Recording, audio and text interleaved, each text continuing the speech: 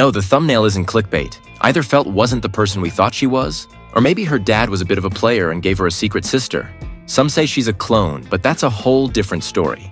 This time, we're going into detail about the final chapter of Arc 9. And don't worry, unlike the last video, this one is actually edited. I know not everyone liked the last video in this series where I just put gameplay in the background, but please understand it was a special occasion. We don't get 3 chapters in less than 12 hours every day, so I had to speed things up. Before we start, a shout out to the channel supporters. On my Spanish channel side, thank you Ricardo Calva for becoming a member. As we discussed, I'm sorry for the delay in welcoming you, but these past few days have been tough. Another thanks to Kurai, I see you're a cat lover, and a shout out to Felipe Cofre. I have to admit, you're the first person I've ever met with such a unique last name. On my English channel, thanks to the usual crew. For now, I just want to give a shout out to Big Boy, who joined the community a few days ago and went a step further by supporting me financially. Thanks for helping me keep talking about the series I love. All right, let's get started. Analysis and recap of the Arc 9 finale. Here we got some interesting reveals.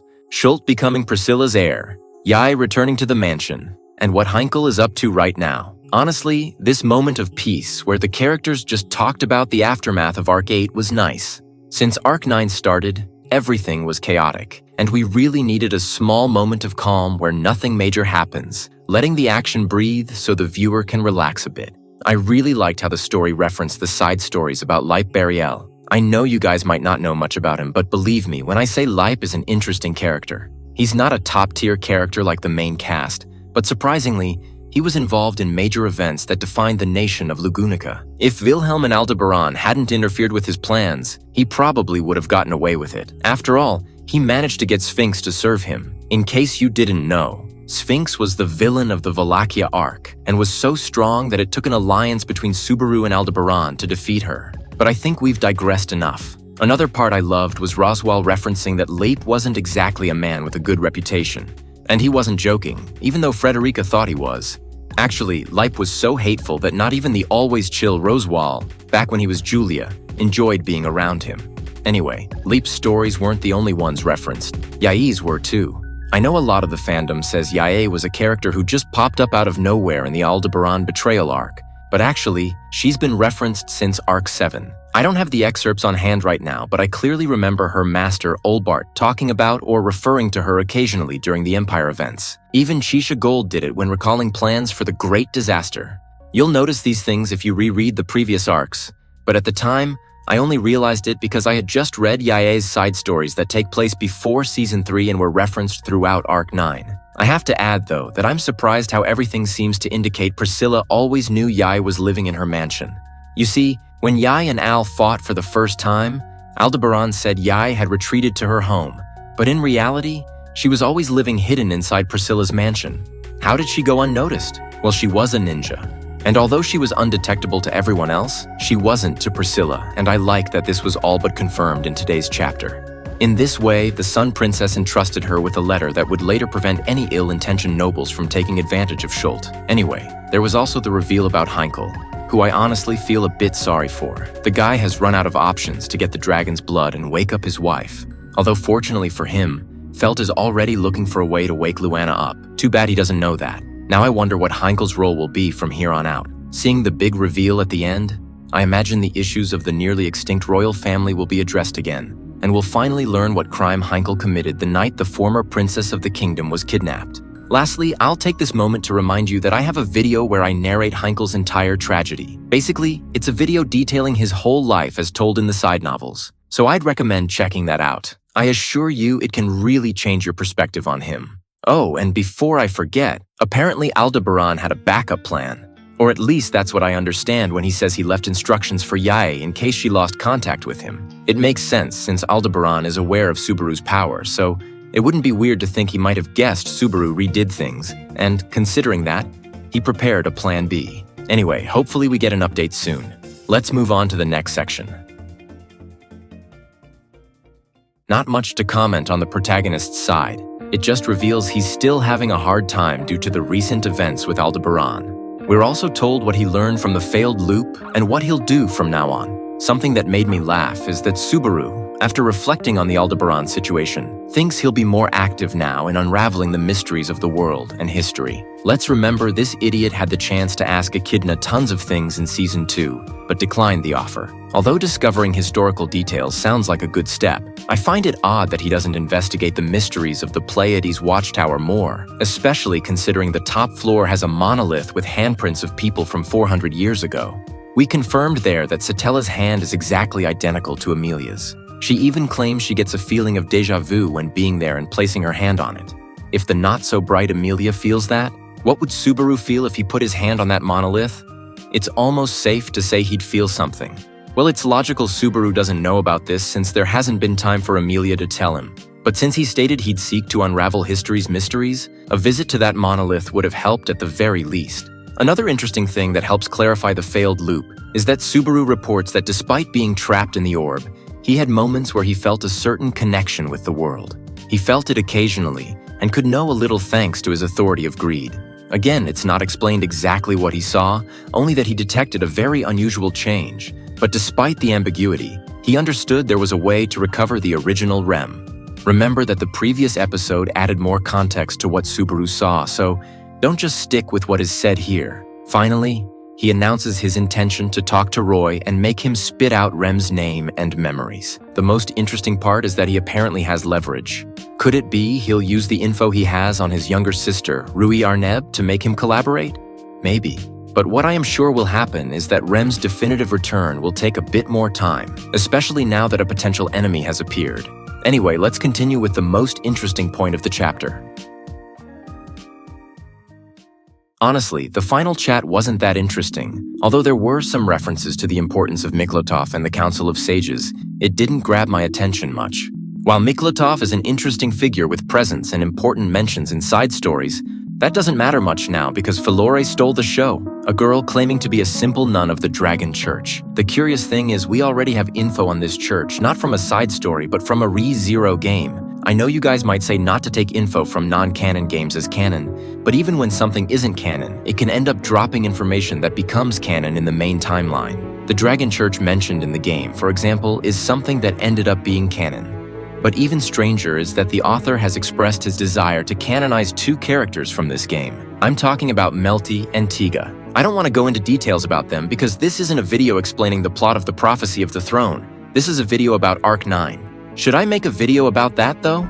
Anyway, back to the topic. Melty and Tiga are the main characters among the sidecast, and it's revealed Melty has a particular power due to her lineage, a power that allows her to bring someone under her control just by touching them. The funny thing is that in today's chapter, this character named Filore already touched one of the strongest and most problematic characters in Lugunica, Felix. While the author already ruled out Felix as a main villain, we might see him in this arc as a villain controlled by someone else. And yes, I know Melty looks nothing like Filore, but here's the trick. It's known that Capella changed Melty's original appearance into the one we know in the game. So if she can change her physical appearance, why couldn't she simply change it to match the appearance of the supposed missing princess? Also, it's kind of hilarious that this supposed Filore is about 15 years old, which is a huge physical difference from the Felt we know. Since they share the same identity, they're supposed to be the same age. So this physical difference is curious, although this might have an explanation. You see, in Felt's side novels, it's mentioned how she went hungry many times in her childhood. So hungry, there were days she ate snow just to have a full stomach. So I imagine the story could go off on that tangent to explain the difference between the two Filores, the angle that Felt didn't grow as much due to the malnutrition she suffered as a child. I've heard some people think Filore is actually Capella in disguise, but guys, can you imagine someone as chaotic as Capella taking the time to infiltrate carefully and be kind to others? Personally, I find it hard to accept. I'm aware she infiltrated the city hall in Season 3, but that was a brief infiltration, not a long-term one like today's. What I do see as probable, and because she's done it before, is that Capella is simply the one giving the orders and entrusting her children to carry out her plans. Something that seems to reinforce this theory of Capella being the mastermind is that Filore offers to cure the victims of Priestella. If Capella was capable of doing the transformations, it's not crazy to believe she can undo them. Anyway, there's more to theorize, but I think we'd be straying too far from today's topic. Maybe I'll consider making a video about the game details, but not anytime soon. Plus, I feel like covering that topic isn't something that would get me many views, and I prefer to create something more commercial, so to speak. In fact, I remember playing it right when it came out, and seriously, it's very boring. Imagine how boring it is that even someone like me, who loves the franchise, considers it so. Anyway, I'll consider it when I finish the videos I owe. Another aspect of the chapter I wanted to comment on, which might help give us an idea of the next arc's theme, is this. The author once described Season 3 with the word deadlock. He chose that word because despite the good guys winning, there were so many casualties it didn't feel like a real victory. Hence that bittersweet feeling. Then the Aldebaran betrayal arc was described with the word urgency. After seeing the rush both Aldebaran and Subaru had to restart, we understand why. So, what is the word for Arc 10? The word given for this stretch of the story is tragic heroism. When I think of heroism in the world of ReZero, the two people who embody this word to the maximum extent come to mind. Could it be that in this arc we see something that will mark these two? My bet is we'll see the following line, which we know is a spoiler and will be said soon. お前の言う通りだよ。あの子は俺たちの敵で、傷だって深かった。ここで引き上げたところで、治癒魔法も使えない俺とお前じゃ助けられなかったかもしれない。それなら、でも、あの子はまだ子供だった。20。それだけで十分じゃないのか。Again, the scene changed. Now she was witnessing a thick forest with two people standing at the edge of a steep cliff. She couldn't see their faces, but she knew both voices. One was very familiar, and although the other wasn't, she remembered it. Both were facing each other before the cliff, one of them on their knees and the other looking at him. Emilia felt that both sounded very sullen. お前は英雄だよ。英雄にしかなれない。僕は助けてくれてありがとうよ。One of the silhouettes reached out his hand toward the other, who turned his face away and delivered those false words of gratitude. It felt like a final farewell between these two people, a goodbye mixed with irreparable sorrow and disappointment. If you didn't understand this dialogue, it's basically a spoiler for a major disagreement these two friends will have. Lastly, before we wrap up, I confess I have a huge feeling that soon we'll get a named chapter for a character I assure you don't even remember. It's a character who appeared in Season 1, and although he had a brief, noteworthy moment, I'm sure no one remembers him.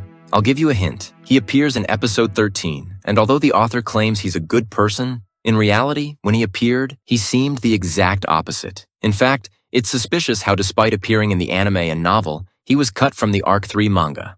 I'm talking about Rickard Hoffman, someone who was in charge of teaching manners to the royal princes, but since they all died, let's just say he found himself out of a job. The most curious thing about him is that few know he is the father of Rachens, one of the 3 thieves from Episode 1. For some reason we don't know, they've had a falling out, but despite the dispute, they hold a strong respect for one another. Since the inevitable involvement of the true royal family is approaching, I'm sure Rickard will soon have a key role.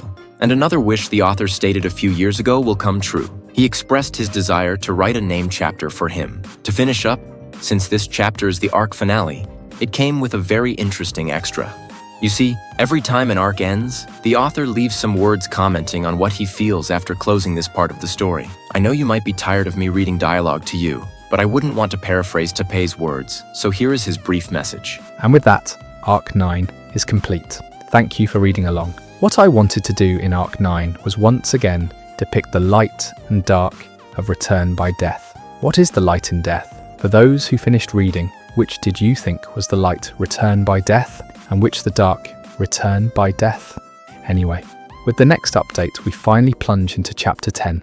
Lots of things didn't go according to plan, but on the whole, I think the stuff I've actually written ends up better than what I had before writing. That's the mercurial nature of storytelling. Arc 10's plot is fun, so I think the finished version will be even more fun than the plot. Look forward to it. The author emphasizes the light and darkness of the Return by Death ability. He doesn't explain what he means by that, but asks the viewer to find their own answer. Personally, and I'm not saying I'm right, I imagine the darkness of Return by Death is how Aldebaran uses it, using it to achieve his own goals and personal interests, while the light of Return by Death would be how Subaru uses it, using it not for personal gain, but for the well-being he believes his loved ones deserve. Anyway, I don't want to get too bogged down in those interpretations since all answers are valid. But what does catch my attention is the other part of the author's message, where he says the final plot of Arc 9 ended up being more exciting than he ever planned. And he assures us the same will happen with Arc 10. But that's all for today. Thanks for watching until the end. Remember that a like and a comment help the channel more than you know, so consider leaving your impressions of the chapter below.